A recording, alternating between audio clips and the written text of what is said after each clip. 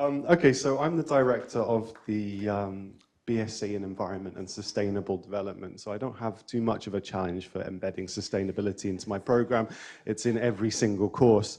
But I have a physical geography background, and I was a lecturer at King's College London before I moved here.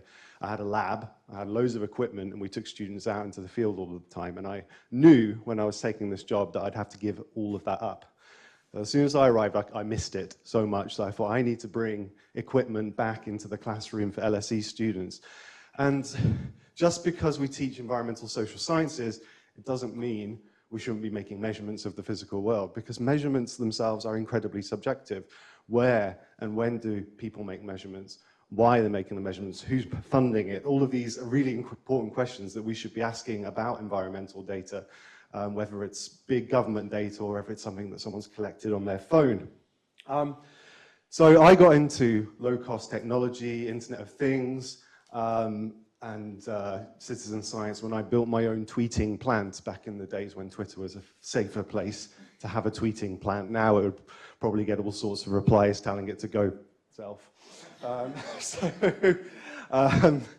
I began working with all sorts of different sensors for environmental variables that you could buy online for like 50p, £2, and assess those against decent quality, much more expensive kit, and published a paper on that a few years ago. But that sort of set me off thinking about how this could be used in a student setting, because making stuff is really fun. It speaks to constructivist principles, students as makers. If you understand what's going on inside these machines that we collect our data from, and understand all of the problems with the kit, because there's certainly lots of inaccuracies and imprecision, then you begin to interpret the data in a different way. So, students as intelligent clients, important for data assurance, and of course, it's a really accessible window into STEM for social scientists, which can be a bit of a black spot in some areas of LSE. I tried to make these ILOs as kind of applicable to a whole range of different departments. I've removed environmental science or air pollution, describe different forms of knowledge production, and explain how knowledge producers are engaged or disengaged with policy making, evaluate the use and influence of scientific, as well as what may be considered non-scientific or unscientific information in international, national, and regional decision making. So these are the ILOs from my second year course, where they actually go out and make some measurements of their own, as I'll talk about in a minute. So in the first year, we go to Juniper Hall, and this is in one of the classrooms, and I get them to actually do a bit of electronics. They build a circuit board that measures temperature, or light, or humidity, or soil moisture. And so they understand a little bit about how these things are wired together. And they also understand how cheap it can be. And so you can make loads and loads of these, and it's like a little factory line in the classroom. But we also I get them to think, what social science questions can we answer with this equipment? There are loads. It's not just the physical geography here. I was thinking about what's happened in the school over the years. This is a project based in social policy, I think. City, Space and Society research strand, looking at light pollution, but also safe places to walk at night. So you could imagine students wandering around and making measurements with their light sensors and adding this to a social science database that might be quite useful. This is a paper on gendered issues around thermal comfort in workspaces. Again, incredibly interesting social science question that requires physical data. And where and when people decide to make those measurements is also quite important. So in my second year course, we look at air pollution, and this is like a classic cycle. No monitoring, well, you don't have any data, therefore there's no concern. And air pollution is a really good example of the advance in this cycle over the years, with the democratization of equipment, the availability of cheap sensors. Now you can just wander around with, there's one in front of some of you that costs about £20. And so suddenly people are realizing that there are dangerous environments out there. People notice that if their neighbor across the road is burning wood in an open fire, illegally, by the way, in London, then it's having an impact on their health. If they work in a burger bar, for example, this is an incredibly hazardous place to work. Just yesterday I was in Leeds, where they had a teepee in their city centre with a fire in the middle of it, completely pointless burning and chucking out a huge bunch of pollution. I went up and showed them the measurement. And we look at this paper, it's about sensor technology, and it's about how there's been this shift from government approach, top down, inaccessible, closed, data often held in places where it's very difficult to get hold of, to a new paradigm of bottom-up, everyone having access to the measurement capabilities and also sharing that information online as well. So the students are tasked with basically proving, this is a 12-year-old paper, old in environmental sciences, whether this prediction has actually come true or not. So they do that by looking at the literature, which I provide them, and they can go out and look for their own as well, but they also go out and make their own measurements to see actually, well, do I understand my exposure better? Am I thinking about which way I walk to LSE? Do I walk down Kingsway, or do I walk through Lincoln's Inn Fields? This is a really good little experiment that I get the students to do. Get them on the tube, etc. Anyway, so you can turn on your devices. How am I doing for time? Okay. Yeah, I'm going quickly. So there's a little button on the front, and unfortunately, I have to tell the students that an LSE lecture theatre is one of the most boring places to make air pollution measurements, because we have really good HEPA filters, and so the numbers on your screen right now should be 2 or 3. Yeah, okay, very, very clean environment, which is actually quite nice for the students to see that. All that investment in COVID technology is actually improving our breathing in this room. But I tell them, as soon as they go outside, especially if you want to go down Kingsway, or even worse, go down on the London Underground, 168, that's Lancaster Gate Station there on the Central Line. I did a paper on London Underground pollution without TfL's permission, because they didn't want people knowing about this. So it was guerrilla science. Again, really interesting social science. But the students, purposefully, these things don't log data, because logging data is not great, because you collect it and then you forget about it. And opening the data and checking it on a screen takes time. Instead, they have to look at the screen, and that gets you engaged with what you are breathing there and then in that moment. And they have to upload their measurement manually using a Google form. So there's a form here. I'm not going to have time to click through it. But it generates fascinating data. So this is just a histogram of the measurements. So if we look at air quality index, anything above 35, which is this a laser? Yeah. Anything above 35 is approaching unhealthy, and anything above 55, unhealthy. Anything above 150 is very unhealthy.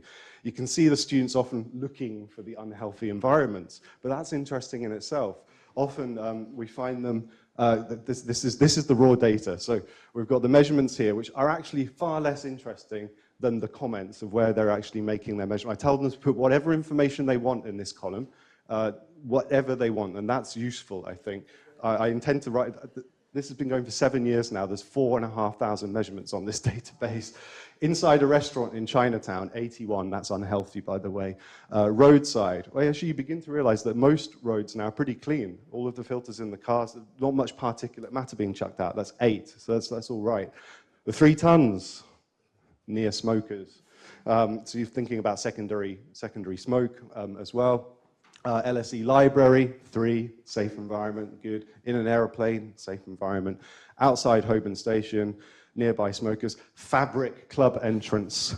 Fabric club dance floor, 600. That doesn't mean it's unhealthy, it just means there's lots of particles. It's probably, dry ice or something like that. And I know they're having a good time with their sensors, because the students made me this mug with them all holding their sensors on dance floors in various states of inebriation, I think. You can take a look at that afterwards. So I better move on quickly.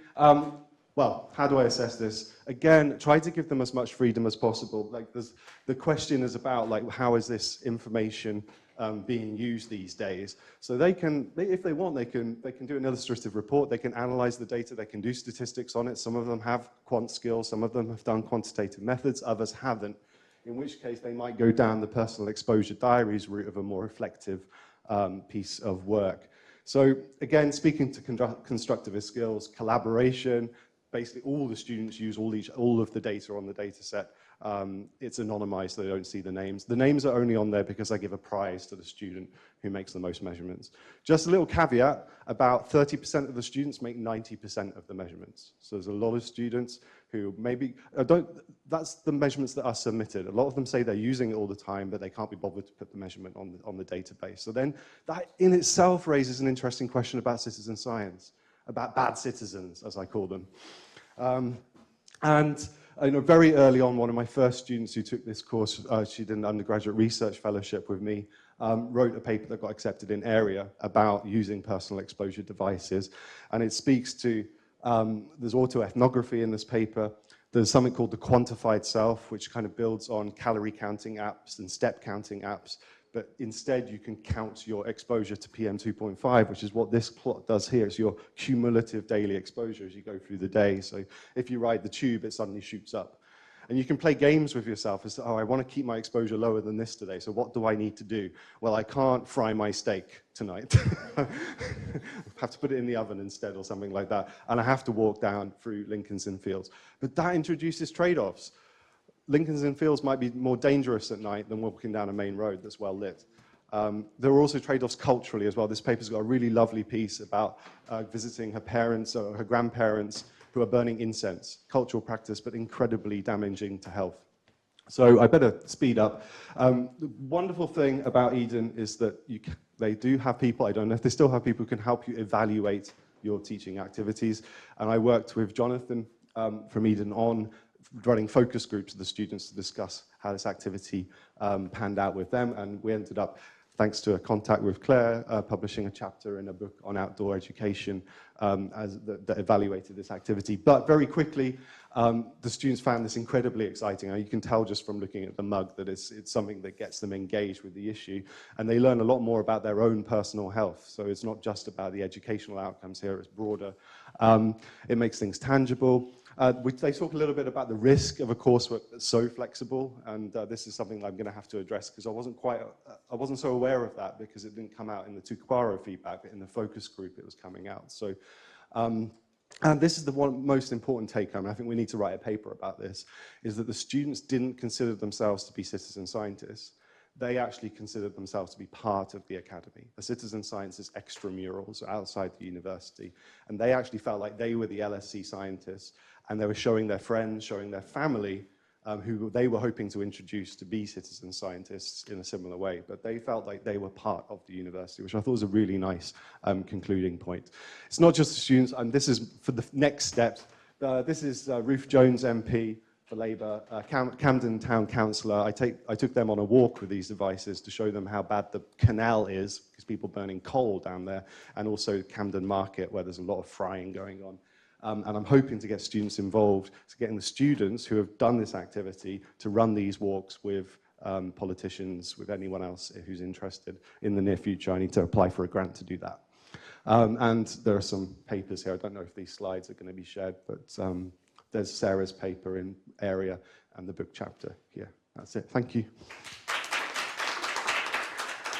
Thank you. Thank you so much, and thank you for your precision. I hope everyone will be all right if we take like 2 minutes off the break just to be able to ask some questions about this fantastic project. Do we have any? If not, I was going to say. No, I mean, I just absolutely love the creativity and the measurement and everything that goes with it. But I wonder, because you said it's easy for you to do these things, would you have any advice for us to make sustainability more creative in our courses, whether it's accounting and management, etc.? I think that'll be really great because, I mean, it sounds brilliant. Well, yeah. So initially, in the first year, they do build their own. And so you need an instructor who knows how to work these Arduinos, these like little chipboards. But when I was at King's, I used to get them to build their own air pollution sensors. That is just takes too much time. You'd have to have a whole lab class. It would have to be a whole course of its own. That's what it was over there. I buy stuff off the shelves now because there's a lot of technology that's very cheap. Like the ones that you've got in front of you, £20 each. So I've got 40 students. It doesn't require a huge amount of money to give every single student one of these. So I think, how could you do this in other departments? I think it's that question. Think about what environmental variables are pertinent to what I teach, of which there probably, you could probably or consult someone if you can't think of an answer to that, because for every environmental variable there is going to be a piece of kit out there that's accessible and cheap that could be distributed, or an app. A lot of, phones have motion sensors on them. Phones have, they can detect gravity. I don't know what else they can do these days, but I wouldn't be surprised if they have air pollution sensors in at some point soon. So I think the technology is there. You don't need to have to build it yourself. So think about what questions could be answered. Yeah. Thank you, and thank you. And did you want to? Yeah, Yeah, just, because we don't want to hog. Thanks so much, Tom. It's about the assessment and that point that came out of the focus groups, because one thing we obviously would advocate for is like optionality in assessment, and we'd, you know, see it as a really good thing going forward if we're trying to think about reasonable adjustments and offering students choice in assessment.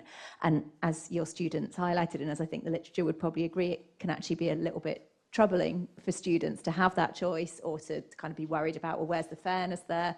And I know it came out of the focus group, but I was just wondering if there's anything you're doing or you've thought about doing to mitigate for some of those anxieties. So the question on this topic is one of 3, and the other 2 are more standard, although they're probably going to need to change as well now because of the AI. We need to think more about that, because some of these questions could probably be easily answered, but we talked about that earlier. And I think the answer is the formative assignment. So there is a lot of movement in the school to having formative assignments that build towards the summative rather than just the same style.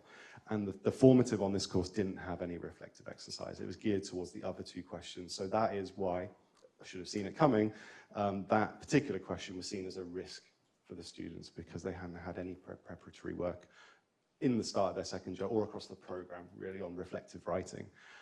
So I think some better training on reflective writing through the formative is the answer. And that'll be useful again later on, because I'm introducing a new 3rd year course now that's going to involve quite a bit of reflective writing. So there'll be a through line. Thank you so much. And I want to thank all our speakers on this panel. It's been just a wonderful selection of possibilities.